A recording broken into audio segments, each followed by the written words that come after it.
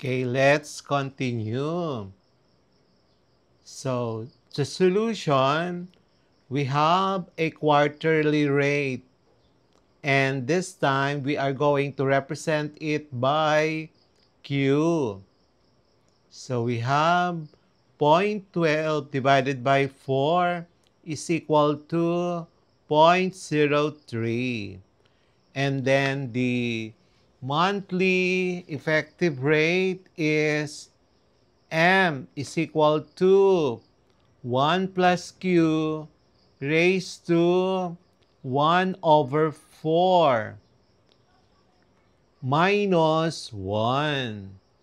Substituting the value of um, Q, so we have our 1.03 raised to 1/3 minus 1 is approximately equal to 0.009900655. The 2-month effective rate then is equal to 1 plus m raised to 2 minus 1. So, our 2-month effective rate I prime is equal to 0.01990131. And then, using the formula for FB, FB is equals to 1 plus I prime raised to n minus 1 over I prime. Substituting the given data, the future value is 103,791 pesos and 57 centavos. Number 14. A payment of 10,000 is made semi-annually for 20 years in a fund earning 9% quarterly. So determine the present value. So the payment R is 10,000 semi-annually. So the time is 20 years. The nominal interest is 9% compounded quarterly. And the number of payments, small letter n, is 20 times 2 equal to 40. There are 2 payments per year because the payments is semi-annually. So the required is the present value PB.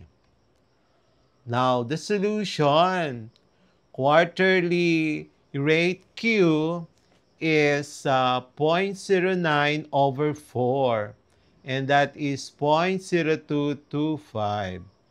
The semi-annual effective I prime is equal to 1 plus Q raised to 2 minus 1.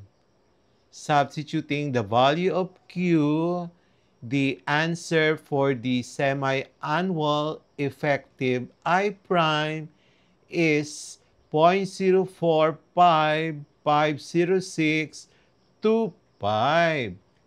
The formula to be used to determine the present value is PB is equal to R times 1 minus 1 plus I prime, close in parenthesis negative n, over I prime.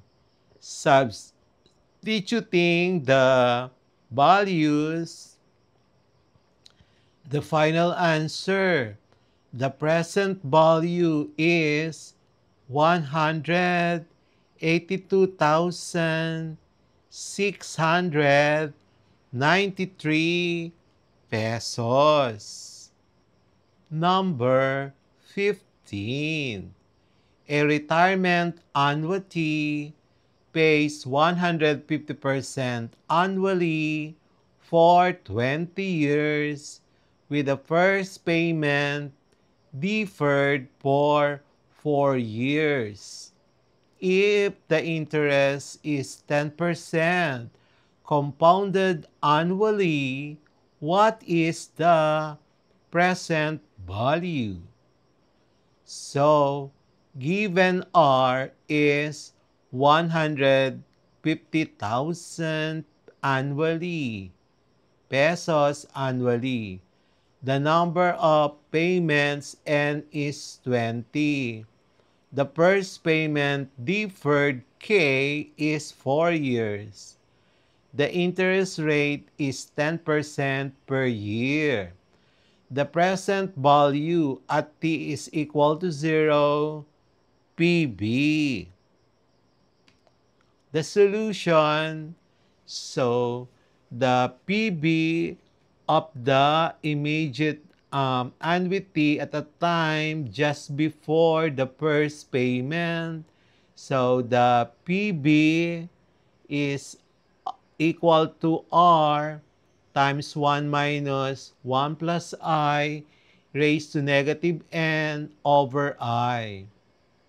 And then, uh, computing now for the value of the, okay, so PB, R, substitute now the values.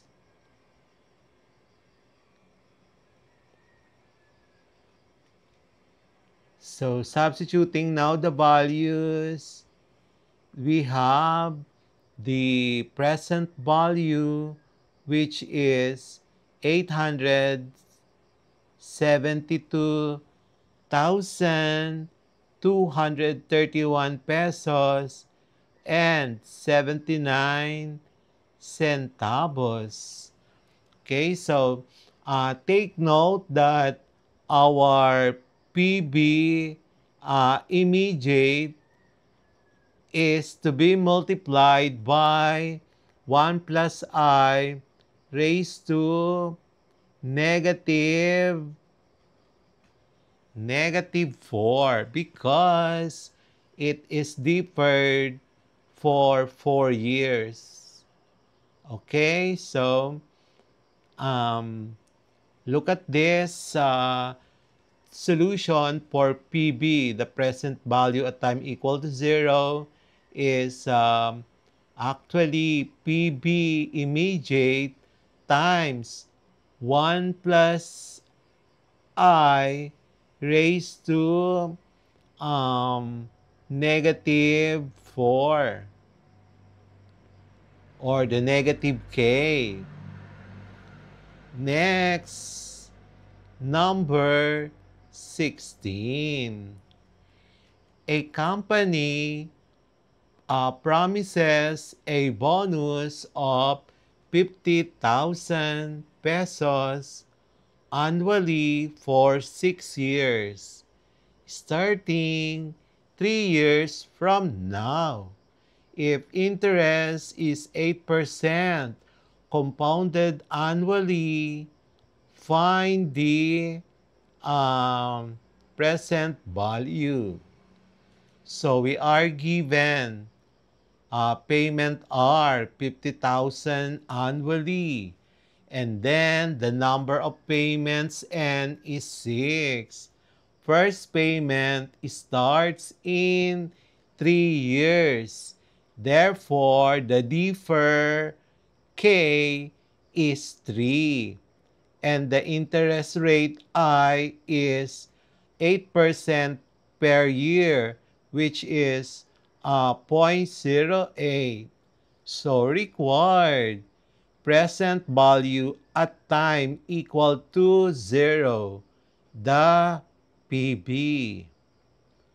Our solution, that will be PB is equals to R times 1 minus 1 plus I raised to negative n over I times 1 plus I raised to negative k.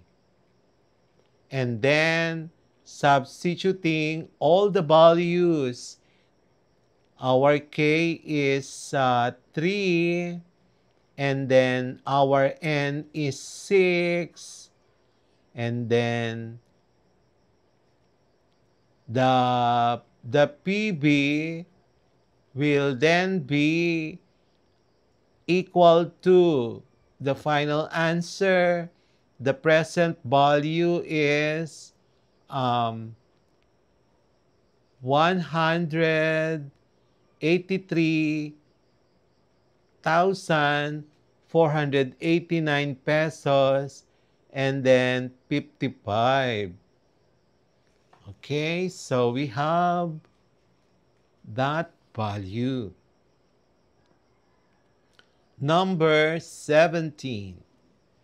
8,000 pesos is paid monthly for 8 years, but the first payment starts after 2 years.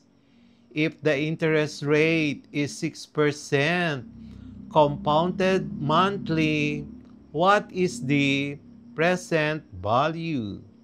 So we're given payment are 8,000 monthly. The number of years is 8, and the number of periods end is 8 times 12. That is 96 months. Payments, first payment starts after 2 years. Our deferred value K is 24 months.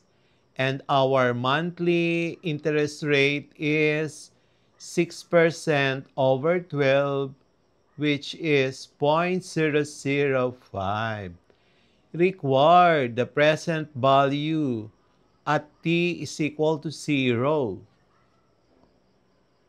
Our solution, the formula to use is PB is equals to R times 1 minus I raised to negative n over I times 1 plus I raised to negative 5.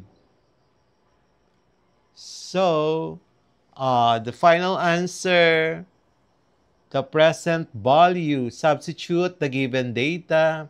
The present value is 540,084 pesos and 70 centavos.